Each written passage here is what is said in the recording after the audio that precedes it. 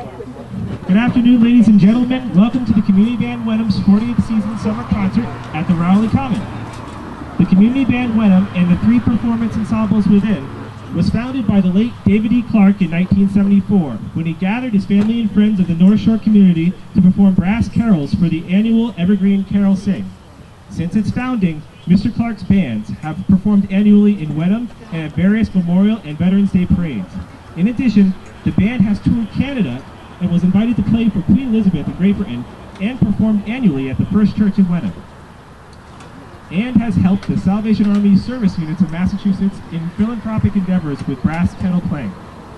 The musicians you see here today are continuing Mr. Clark's great objective to bring the community together in performance of quality wind band music.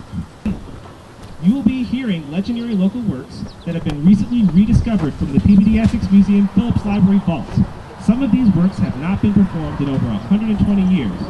25 years ago, the Community Band Wenham, under the baton of Dr. David Rocks, gave a historic concert to celebrate Rowley's 350th. We again are thankful to be included in today's 375th celebration and present to Rowley community our milestone of 40th year in performances. At this time, the band requests that you turn on your cell phones.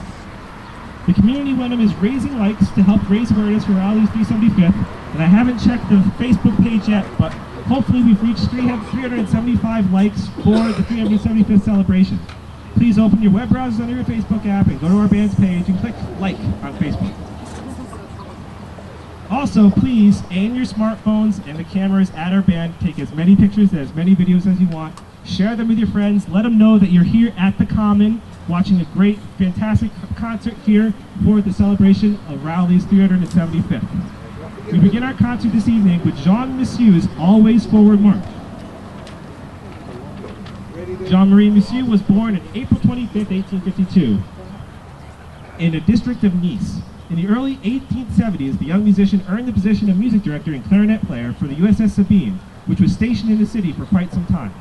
When it was time for the ship to end its tour, Monsieur followed the crew back and started his career here in the United States. He first was a freelance substitute clarinetist in Boston, networking and trying to make ends meet in the city.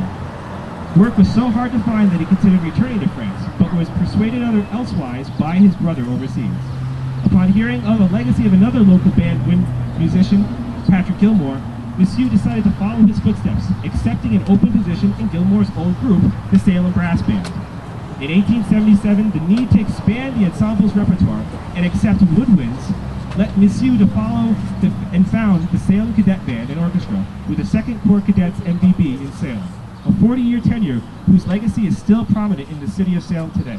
The bandstand on Salem Common was redirected in his honor on July 4th, 1976. The Always Forward March, which you'll hear right now, was composed 110 years ago in dedication to Captain J. Stearns Cushing, commander of the Ancient and Honorable Artillery Company in Massachusetts. The Salem Cadet Band was the flagship band for the company and would serve their parades for over 25 years.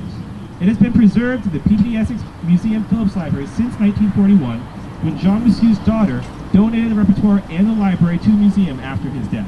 We hope you enjoy the Always Forward March.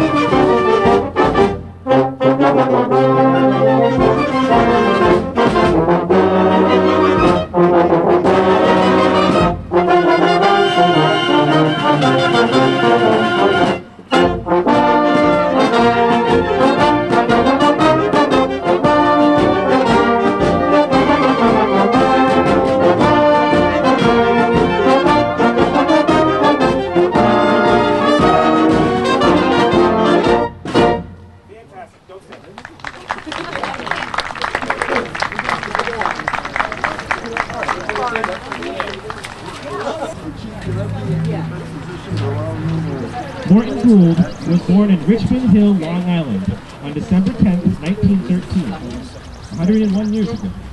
By the age of 4, he was playing piano and composing. He wrote, performed, and published the waltz Just 6 at the age of 6. At 8, he began regular performances on radio station WOR and received a scholarship to the Institute of Musical Arts, now the Juilliard School. Gould became a staff musician at Radio City Music Hall at 18 and began working for NBC the next year. At 21, he was selected to be the conductor of the WOR Mutual Radio Network Orchestra. Gould's works combined jazz and popular elements in a mostly classical style, and he was championed by Leopold Stokowski, Fritz Reiner, Arturo Toscanini, and George Solti. Gould's American Salute is a theme and variations composition based on a Civil War tune, When Johnny Comes Marching Home, composed by the famous 19th century Salem Brass Band bandmaster and U.S. Army March composer, Patrick Gilmer. It was written for a national radio broadcast on the Mutual Radio Network on Lincoln's birthday in 1942. The piece utilizes polyphonic orchestration, where the two melodies are presented simultaneously but in different keys. This signifies the idea that the composition, When Johnny Comes Marching Home, was endeared by both the North and the South during the Civil War, though Gilmore's only served as bandmaster for the Northern Union Army. Here is Morton Gould's American Salute.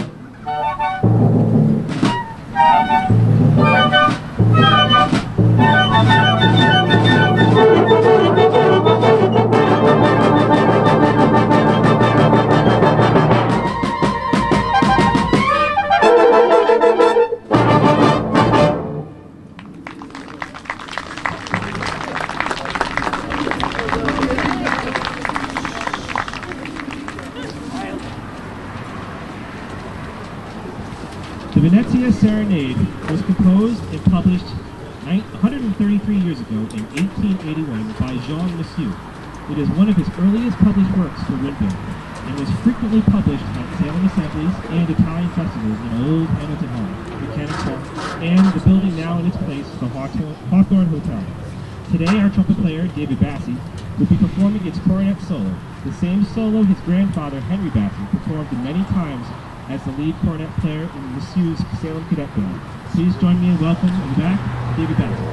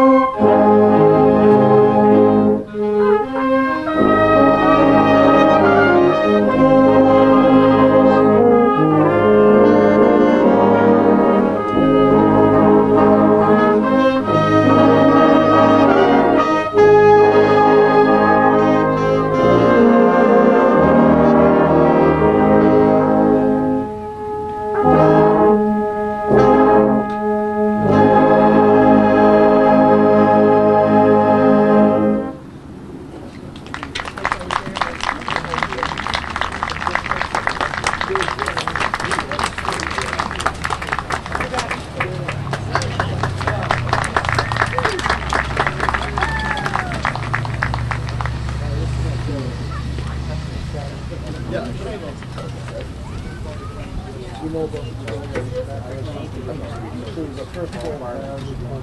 past Monday marks the 10th year anniversary of composer Jerry Goldsmith's death. Mr. Goldsmith was born February 10, 1929 in Los Angeles, California, and died July 21, 2004. He was a prolific film composer, winning an Academy Award for the film The Omen, and also having been nominated a total of 18 times. In 1970, 20th Century Fox chose him to score their biopic film about General George S. Patton, who this park is dedicated to. In the film's score, Mr. Goldsmith utilized a church organ chorale in the overture to represent General Patton's close connection to his hometown of Hamilton's Church and the community. This chorale is repeated all throughout the film in Cantus Firmus technique. He also employs echoing polyphonic triplets, the same triplets you heard in Morton Gould's American Salute. This motif represents Patton's frequent jests about his self-presumed reincarnation and how he thought he fought in every major world war in history. This past Sunday, the community band Wenham was proud to be the first in the world to present the theme to the film Patton in General Patton's Park in Hamilton. We are again honored to share this beautiful arrangement with you. Here is the theme to Patton by Jerry Goldsmith and arranged by Ralph Gord.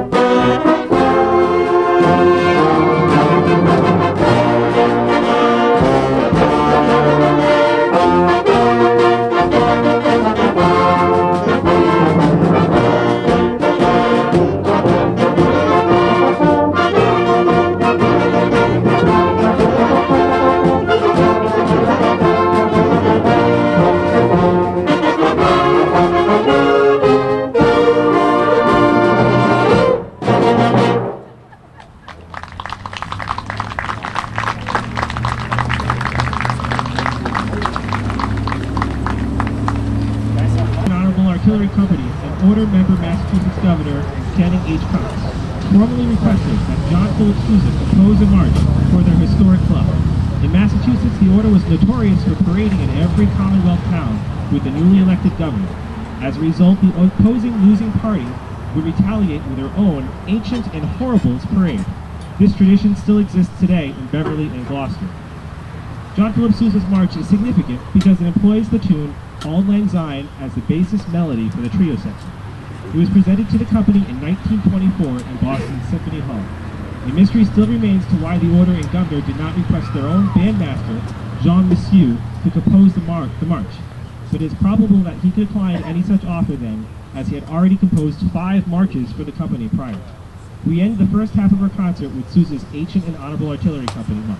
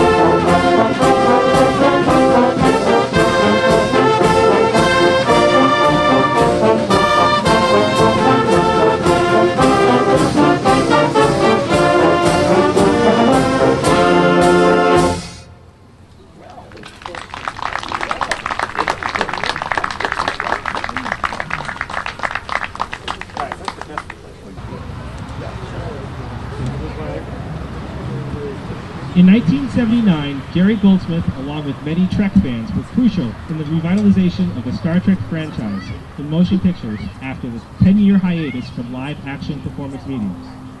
His theme to the first Trek film was again embraced in the franchise's network television reboot, Star Trek The Next Generation. Sadly, Mr. Goldsmith has passed on, but his ambition and quality orchestration still exists with the most recent film series reboot. Michael Giacchino has picked up Mr. Goldsmith's quill and continues to create epic film scores based off of the original 1960s series theme, composed by Alexander Courage. Here today is William Gregg, brass specialist and instructor of tuba at Gordon College and director of middle school bands at Masconomet Regional Middle School. He'll be guest conducting Michael Brown's arrangement of the recent film Star Trek Into Darkness, directed by J.J. Abrams. Please welcome Mr. William Gregg. Bill, wait for me. Bill, wait.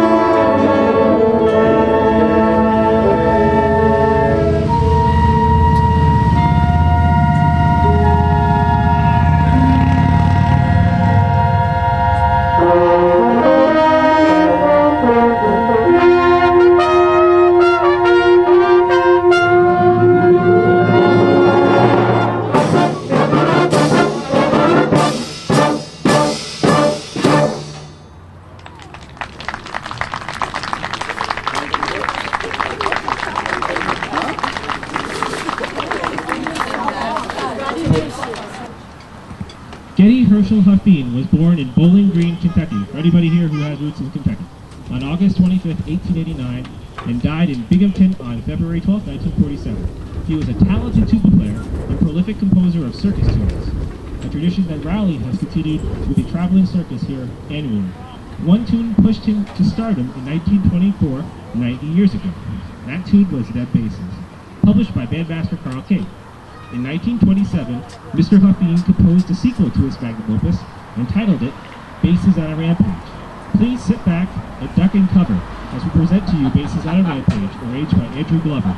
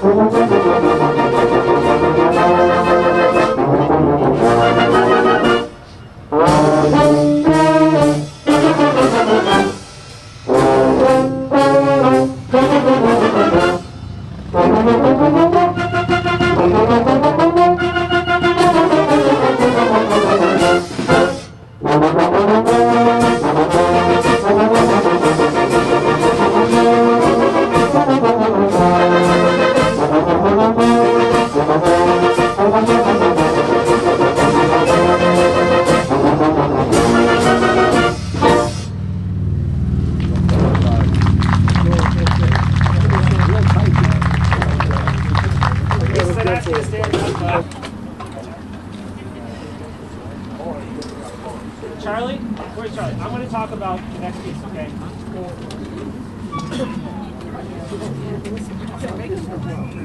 I'd like to welcome Joe, our community musician, playing guitar with us. He'll be sitting next today. Talent's grace to us. Thank you, Joe. Our next tune is Colonel Bogey. Today, actually this year, marks the 100th anniversary of the composition of Colonel Bogey. It was composed by Kenneth Alford, but actually composed by Ted Ricketts. Now, Ted could not publish music underneath his name because the military members could not have a second private job outside of the military at the time. So he used the pseudonym Kenneth Alford. Now, while he was playing golf, one of his golf buddies sang a very distinctive tune, a minor third. You guys are familiar with golf. If somebody is in the way of your putt, you say 4, or your shot, or your hit, you say 4. But this person he was playing with was notorious for whistling. And so that tune stuck with him and became the basis for the composition of Colonel Bogey. Of course, Colonel Bogey being a term that they used in Scotland at the time for your certain hole, the bogey that you have. here we go, the 100th anniversary performance of Colonel Bogey.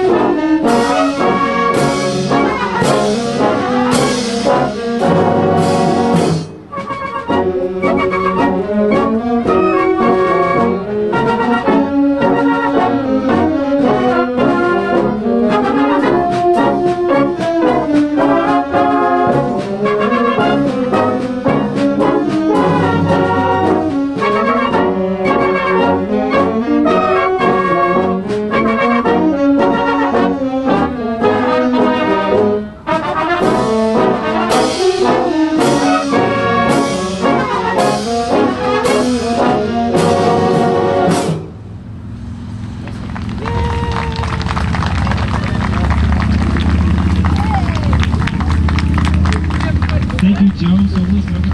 Thank you.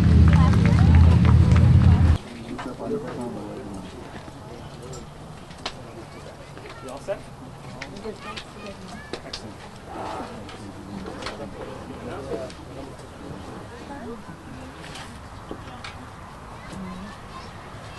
Gustavus Theodore von Holst was born September 21st, 1874 in Cheltenham, Gloucestershire, England, and died in London on May 25th, 1934.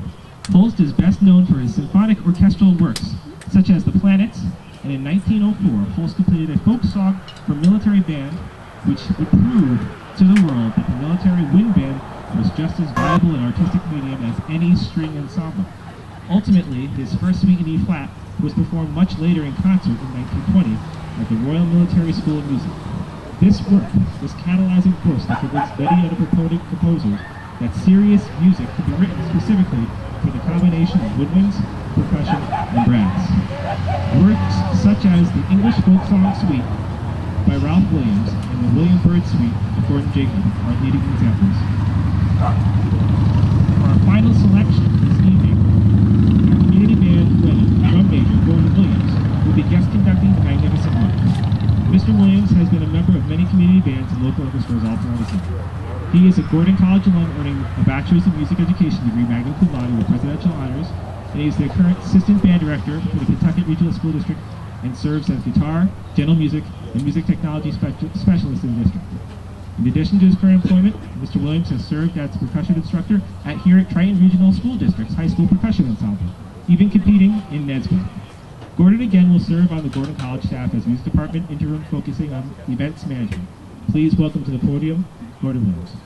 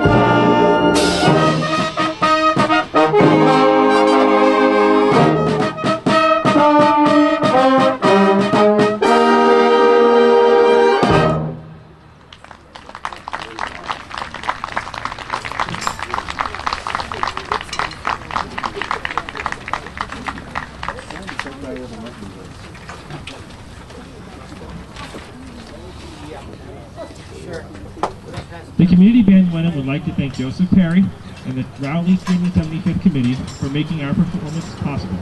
We'd also like to thank Arthur Ross and the Rowley Board of Commerce for their promotion of the band in the North Shore community. We also thank the Wenham Museum for sheltering our ensembles as we rehearse weekly in the Burnham Hall space. We would like to thank Gary Brooks for his unrequited donation of instrument transportation, Dr. David Rocks of the Gordon College for loaning to us their instruments and their historic music library, and of course Barbara Clark and the Clark family for continuing to foster Dave Clark's dream. Thank you everyone, and we hope you have enjoyed our show. For an encore performance, we will be playing Stars and Stripes Forever.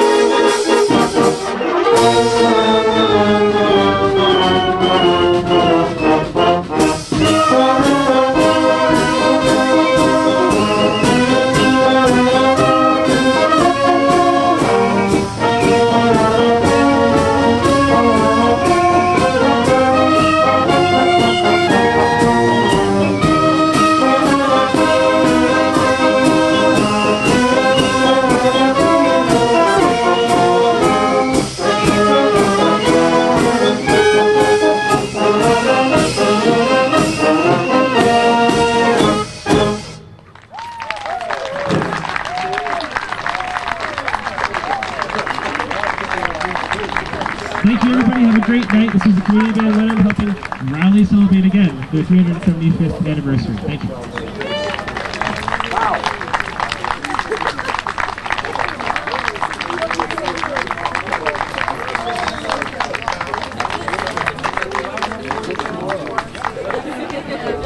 Happy birthday, Rowley!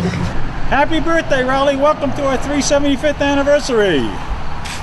Happy birthday, Raleigh. Happy birthday, Raleigh! Happy birthday, Raleigh! Happy birthday, Raleigh. Happy birthday, Raleigh! Happy birthday, Rowley! Happy birthday, Raleigh! Happy birthday, Raleigh. Happy birthday, Raleigh.